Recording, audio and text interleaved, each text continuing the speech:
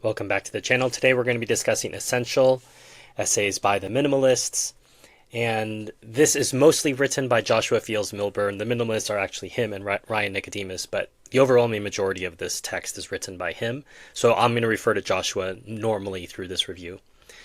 It's a generally good book, one of the representatives of the minimalist movement, if you can call it that, over the years, and there's a number of good essays in here. I think this is probably the best collection of what they have to say. Mostly, I would say, pulled from their blog, but I think there's some original work here as well. Minimalists don't focus on having less, less, less. Rather, we focus on making room for more, more, more. More time, more passion, more experiences, more growth, more contribution, more contentment, and more freedom. It just so happens that clearing the clutter from life's path helps us make that room. And that's the point is, in the beginning, you have to start with stuff. And there is a shocking amount of things that we have in the developed world that is inexplicable. It just collects. It just collects and collects. There's a line from the end of Howard's End, and it talks about this collected furniture, that somehow at the end of the world there's just going to be all of this furniture that we've collected in all of these houses. And I feel it's that way about things and possessions in our current paradigm, that really we should be harder and stricter about what it is that we keep in our life. It can overwhelm us, and potentially it's only ever seen when we have to move. The what, i.e. the how, is easy. We all know instinctually how to declutter. You can start small, focus on one room at a time, making progress each day as you work toward a simplified life. You can go big, rent a dumpster and throw out everything, moving on to a more fulfilling life. Or you can take the more moderate approach, plunge into a packing party, and embrace the fun side of decluttering, enjoying the entire simplification process. So I am not for the rent a dumpster solution. However, I do think that in some cases, particularly if you're dealing with the death of a relative, that is probably going to be the best case. The packing party, if you haven't heard about this, is the idea of packing up your entire house. So you're not moving anywhere, but you pretend as if you're going to, and you pack up the whole house. And you then, after you finish packing, then you start taking out what you need from those boxes in order to live. So let's say you go, okay, this box is the bathroom box. I'm going to take out toothbrushes, etc. And you place them where you need them. You don't leave them in the box. So you only open the boxes of effectively the stuff that you need. And the point is, after 30 days, anything that's not seasonal, so for example, if you have winter coats in a box and it's summertime, that doesn't mean you're going to toss them out. But anything else that's you would use normally, that should be marked for sale, donation, throwing it away, whatever it might be. That's another path you can take. So it's called a packing party. I tend to, if you're not going to use a dumpster and you're not going to pack up the whole house, I prefer the Marie Kondo method. So the life-changing magic of tidying up, big Marie Kondo advocate. She wants you to go by category and build up wins. And so the first one she says is clothing. So you go throughout the whole house and deal with the clothing. So you're not going room by room. Sometimes room by room can be very difficult, and it can stop you in your tracks. You may never get out of that one room. But if you start with clothes, there's the fastest decision through that. Do I want to keep this or not? And if not, then it goes into this other pile. And once I've done clothes, then I can move on to books. And I go to all the parts of my house that have books, and I deal with the books same manner. Am I going to keep this or not? Now, what's the criterion for keeping something? How about you? What if you enjoyed everything you owned? How would it make you feel if you were surrounded by your favorite things every day? So let's look at those two things, clothing and books. We have all made mistakes with clothing purchases, something that we thought was going to look good. And then when it came to actually putting it on, we realized we don't really like this, or we wore it once and we didn't like how it looked. You have to declare emotional bankruptcy on those clothes and get rid of them. There is no reason to have clothing that you have no feelings for. You should like everything that you wear. There's no reason for you to have a sense of mediocrity about your clothing. So declare emotional bankruptcy on your bad clothing purchases, get rid of them, thin out your wardrobe, and only be surrounded by clothes that you really enjoy, you really look forward to wearing. We all have favorite shirts or trousers or coats or sweaters. Why don't you have your whole wardrobe be only your favorites? There's nothing stopping you from doing that except the laziness of going through your clothing. And I would recommend that you do that. Then move on to books. Now, again, I'm bringing up Marie Kondo. I know this is a review for the Essentialists, but Essentialists, a review for Essential by the Minimalists. But I would still use her rubric. Sometimes there are books. Now, we're assuming you don't have infinite space for books, and you can't see it, but this is a double-sided bookcase, and it's full to the top, and then on this, and then my desk has books up here too, and there's books over. So I have some fault here about books. But what I will say is she identifies the idea of books that you bought for an era, and it's clear that isn't going to happen, and you need to let that go, keeping in mind that you can always repurchase the books if you change your mind. So again, let's make up an example. Let's say you thought you were going to learn German and you bought 5 or 6 books about learning German. And those books have sat in your library for 5, 6, 10, 15 years. And you keep telling yourself you're going to do it. But if you let them go, firstly, they will probably be a great value add to someone who is potentially looking. Maybe it's someone else like yourself who says they're going to learn German, then they're going to house it for 10 or 15 years. But potentially it could be for someone who's really serious about learning German, and your books could be the most important part of their journey. In any case, if you decide you ever want to go into it again, you can go repurchase those books. And in the meantime, they're not sitting there as an indictment against you. And if you have a limited space for books, taking up space that you could use for books that you are actually interested in. Sometimes seasons come and go for your intellectual life as well, and you realize the time passed for me to study that, and that's okay. If you ever decide you want to go back, it'll be there. It's not a death sentence. I really appreciated the calculation he did here. Because I'm responsible with money, the higher priced, higher quality items usually cost less in the long run. I use them till they're finished. I wore my jeans roughly 700 times. My boots 1,000. Therefore, I paid only 14 cents every time I pulled on my pants, 30 cents each time I stepped into my shoes. Which is interesting to catalog and to think about the fact that many of our clothing purchases can be really long-term rentals until they're gone. And this was part of an essay about sale price and avoiding the lure. I'm not in the market for shoes, not in the market for shirts, and then all of a sudden you see a sale sign, and suddenly you're in the market. There's no reason for that. If you have what you need, you have to exercise the discipline to not go for those things. And that takes an entire mindset shift. And that's one of the things that they're advocating for over and over in this book that I really appreciate throughout different essays and different parts of what they're advocating for. An extraordinary life doesn't just happen. It is constructed, crafted, curated.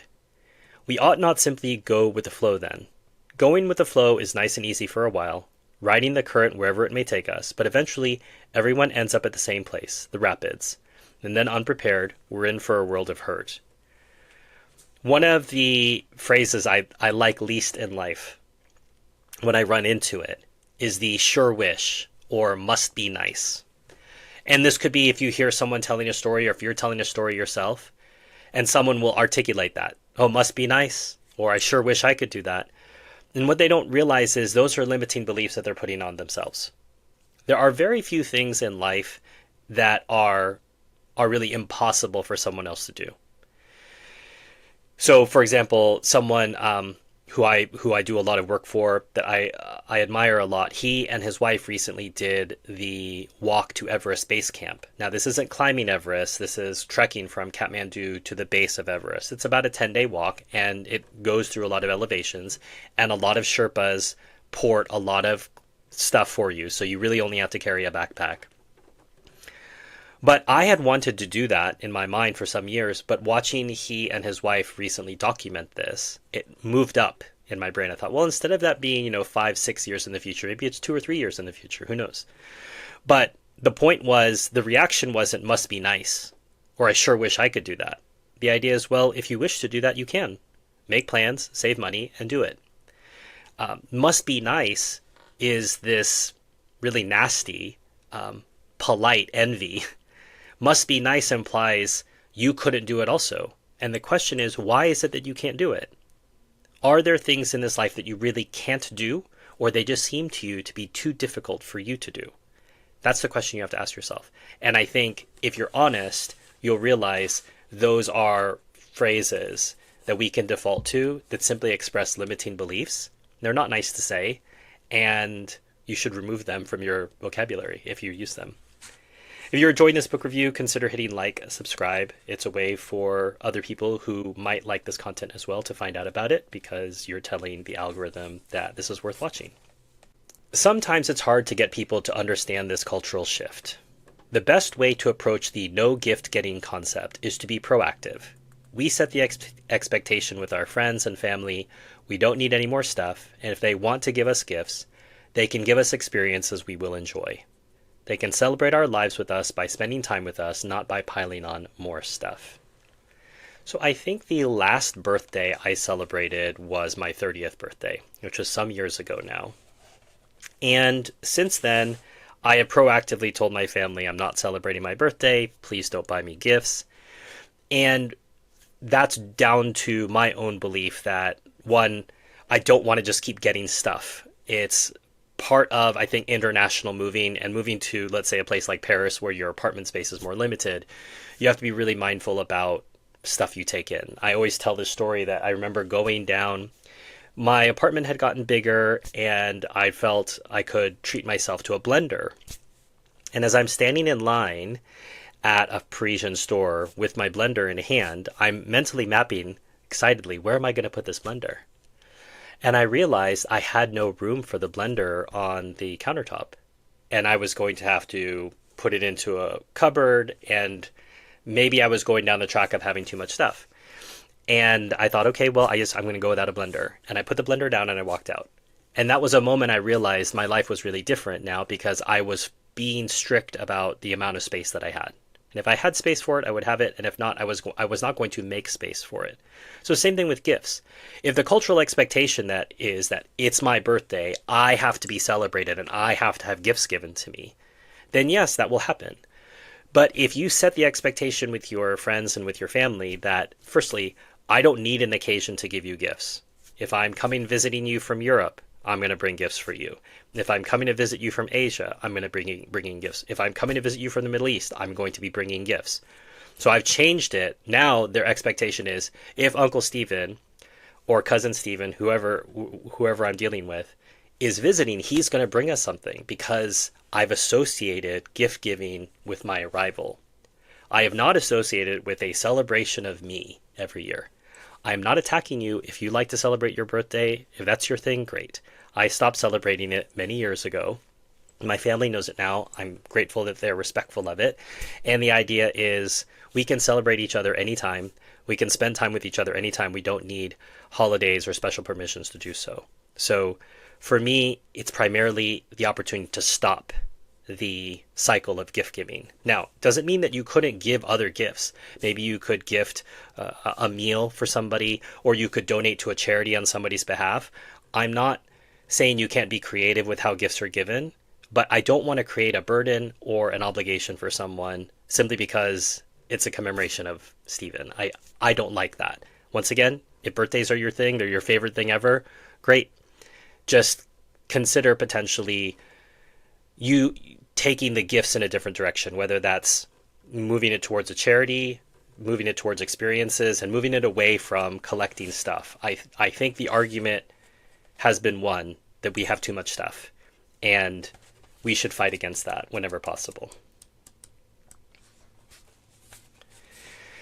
Another interesting essay topic that I loved in this book, and I took on with me when I read it, probably I guess a decade ago now. Goals are for the unmotivated. This is one of the reasons I got rid of mine, so I could focus on what's important. So I could focus on living a life centered around health, relationships, passion, growth, and contribution. I don't need goals to focus on these aspects of my life because I'm already motivated by these values. Having goals for these things would be irrelevant. I simply need to live my life in accordance with these principles. Now, you have to realize, growing up with an Asian mother, goals were an essential part of my life. I needed to get these kinds of grades. I need to achieve these sorts of things. I need to participate in these sorts of activities, and I need to do well in all of them. And that habit followed me probably into my early 20s, where I just kept setting goals, trying to achieve them whenever possible. At some point in my late 20s, early 30s, I had achieved a lot of what it was that I wanted to do, let's say professionally. And I started to move towards other things that I wanted, but there weren't necessarily goals around that. So, for example, I had a friend who had a goal to visit 100 countries, and he chased that goal and he achieved it. Um, I don't know. We've fallen out of touch, so I don't know where he is with that. But goals can be very helpful to hold you accountable and to get you to the finish line. However, I'm going to read the line again. Goals are for the unmotivated. So, if, for example, travel is an important part of your life and you go to see countries and meet peoples whenever possible, the number isn't necessarily important. You're not cataloging. And because you make an effort to do that every year, let's make up a number, you're seeing 3 or 5 or 6 countries, and you do that consistently. Well, 10 years from now, you're going to have seen 60 more countries than you have seen up till now. But in any case, that doesn't matter because the goal isn't the issue. The issue is what's the value. And if I'm living my life in accord with that value, the direction of travel, if I'm on a train, I'm moving towards that in that direction. So I will simply pass and hit milestones anyway. If I'm unmotivated, I might need to set a goal in order to achieve a particular milestone along the journey. But realistically, if you've aligned up yourself with the different things that are important in your life and you're moving in that direction, you will achieve things without necessarily having to rely on goals to get you there.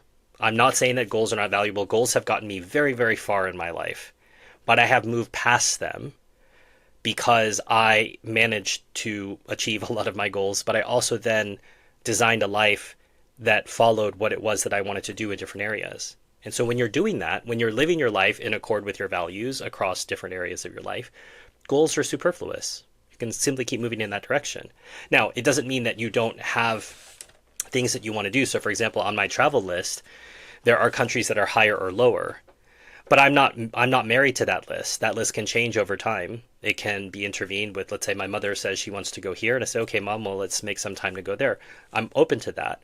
But there's nothing on that list that controls what I do because I'm already in this privileged, very blessed position of being able to go and do those things because I've set my life up in that way to be able to do that. So I would encourage you to think about this as a concept. Let go of goals as a way to live your life. Use them if you want to do short sprints. So let's say it's Lent and I want to give up. I always share that, maybe 10 or many years ago now, probably 15 years ago, I gave up sugar for Lent. And what I mean by that was adding sugar to, let's say, coffee or tea. I gave it up.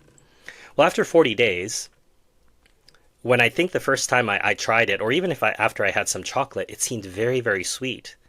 After 40 days, not adding sugar had recalibrated my taste buds, and adding sugar now was very sweet to me. So I had a natural aversion to adding sugar, which was programmed in by avoiding it in the first place.